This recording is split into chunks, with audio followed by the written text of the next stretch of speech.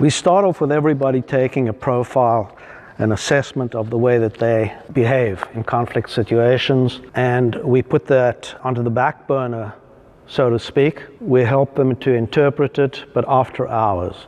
And the reason that we do this is because it comes up later on in the middle of the course, and that information is used to study themselves. The first module is one where we look at how this course fits into their existing protocols for managing conflict. Do they? What do they have? How do they do it? And so forth. We look at the cost of conflict. I use a calculator that I developed with somebody who used to be with Standard Bank as the money market dealer. Her name is Karen Bruckner. She is just great. Thank you, Karen. She was with him for 25 years. So the cost of conflict, financial cost of conflict, is a very interesting device, and there are a few around the world, but this one's built for South Africa.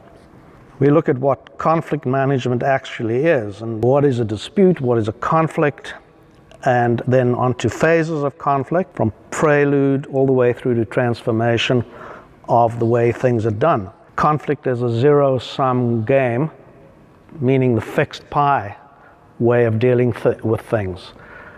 If I have 3/4 of the pie, then there's only 1/4 left for you. Whereas conflict management, conflict resolution deals with increasing the size of the pie. That's where the creativity comes in. If it's a fixed thing, and we're going to split the difference in some way, that's horse trading. We keep going to power, rights, and interests. Very interesting hierarchy, which comes from fight or flight, ancient behavior, where we start off trying to deal with conflict by fighting. And then we go into, which is power. We go into rights, which is we argue about who's correct and who's wrong and who's entitled to what. Also doesn't work very well. And then we talk about interests. What is it that I need? What is it that I want? What is it that you need? What is it that you want? Irrespective of rules, irrespective of what our rights are, because they're actually not important.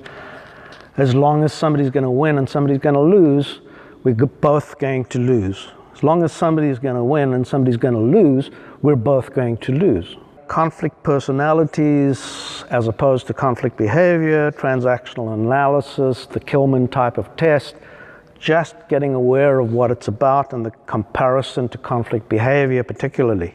The idea of constructive responses versus destructive responses and hot buttons, what sets you off and what you can set off in other people with hot buttons. Important part of it.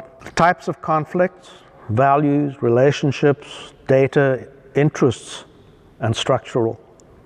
Positive conflict and negative conflict starts off as neutral, but where does it go from there? Sources of conflict. Perceptions is a big one, which lead to assumptions, and assumptions lead to conflict. Very big part of this. And another interesting one that has also become a big part of the conflict dialogue, the conflict narrative, is email. Texting, WhatsApp. It is horrendous how we read into things, or we read things differently from the way that they're meant. So pick up the phone instead. Group conflict or group think. Group of people thinking all the same way. The expression is, if everyone thinks the same, it means that nobody's thinking at all. Latent conflict, how to expose it, when to expose it. Exposing it when there's no conflict going on, that's visible. Escalation and de-escalation, the destructive type, the provocations that can make conflict escalate. Deliberate escalation, doing it on purpose so that you can bring the stuff out and induce creativity because of the conflict. Use the conflict to drive creativity. It's a little bit up in the air, but it's very valid when you start getting into this stuff. Steve Jobs used this. He used conflict very, very cleverly. He wasn't very popular, but he created conflict among his people, and he did it because the creativity that came out of that is what made Apple. Workplace conflict in stages. Where does it start? How does it move? Where does it go to? Where can it go to? Into sort of branches of a tree.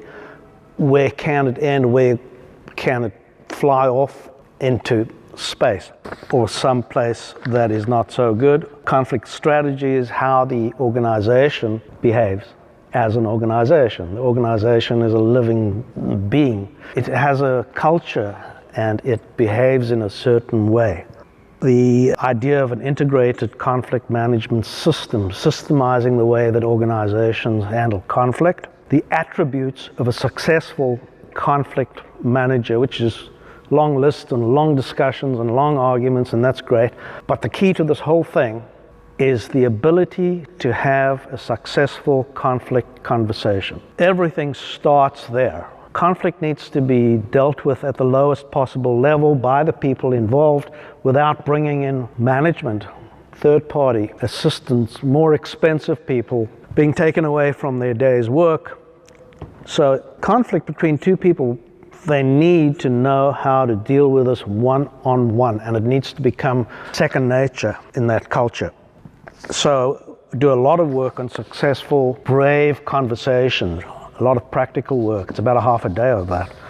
And my belief is that everyone in an organization, everyone in any kind of group should know how to have a conversation, a discussion. Not a debate, a conversation.